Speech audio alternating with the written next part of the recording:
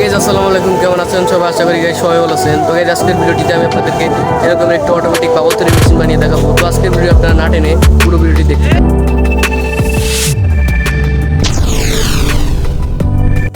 তো গাইস প্রথমে আমাদের লাগবে এরকমের ডিস্ক। আমরা এর উপর দিয়ে কিছু ছিদ্র করে নেব।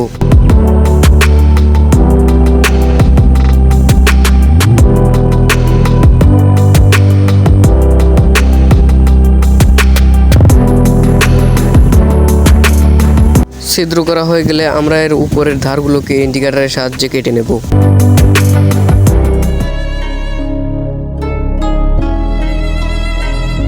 তো গাইস তারপর আমাদের লাগবে এরকম একটি বোতলের মুখো। আমরা এর মাঝখানে ফুটো করে নিয়েছি।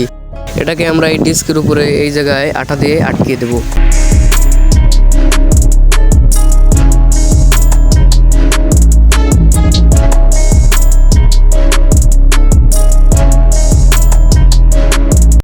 তো তারপর আমাদের লাগবে এরকম একটি গিয়ার মোটর আর এরকমের একটি স্ক্রু। আমরা এটাকে ছিদ্রের ভিতর দিয়ে ঢুকিয়ে দিয়ে এই পাশ থেকে স্ক্রু দিয়ে আটকে দেব।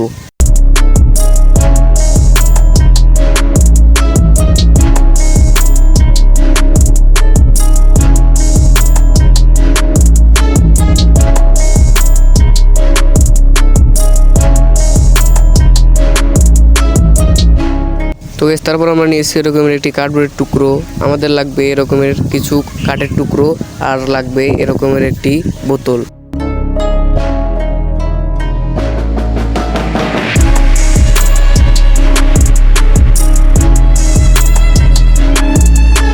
তো তারপর আমরা এই বোতলের উপরের অংশ থেকে কেটে বাদ দিয়ে দেব।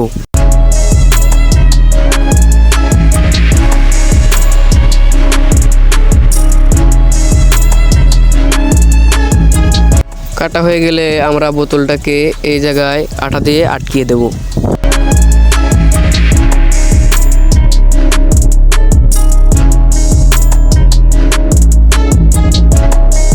তো গাইস তারপর আমরা আমাদের এই কাঠের টুকরোকে এই জায়গায় বসিয়ে গিয়ার মোটরটাকে এর উপরে লাগিয়ে দেব।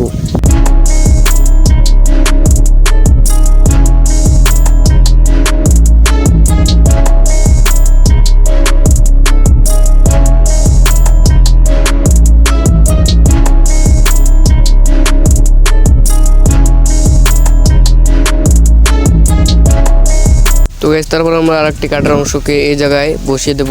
তারপর আমরা এরকমের একটি মোটর এর উপরে লাগিয়ে দেব।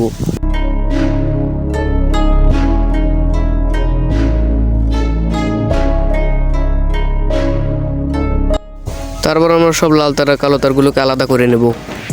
তো গাইস এটাকে পাওয়ার দেওয়ার জন্য আমরা এরকমের একটি 6 ভোল্টের অ্যাডাপ্টার ব্যবহার করব।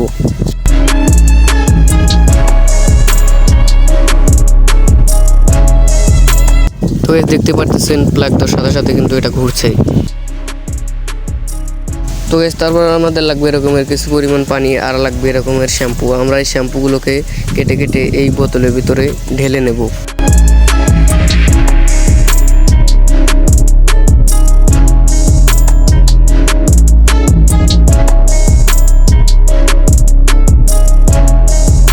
তো তারপর আমরা বোতলের মুখটাকে আটকে ভালো করে ঝাঁকিয়ে নেব। তো তারপর আমরা এই শ্যাম্পুর পানি আমাদের এই বোতলে ঢেলে দেব।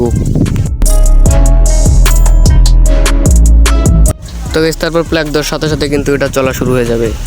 তো আপনারা দেখতে পারতেছেন এখানে কিন্তু খুব সুন্দর সুন্দর বাবল তৈরি হচ্ছে। তো আপনারা চাইলে এটা কিন্তু খুব সহজেই বাড়িতে বানিয়ে নিতে পারেন।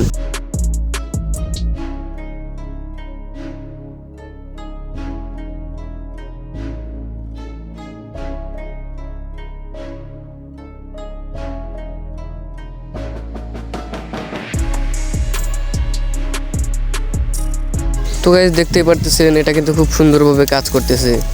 তো গাইস আজকের ভিডিওটি এই পর্যন্তই ছিল। আজকের ভিডিও যদি আপনাদের কাছে ভালো লেগে থাকে তাহলে অবশ্যই লাইক কমেন্ট শেয়ার করতে ভুলবেন না। আর আপনি যদি আমাদের চ্যানেলে নতুন হয়ে থাকেন তাহলে সাবস্ক্রাইব করে পাশে বেল আইকনটি চেপে রাখবেন।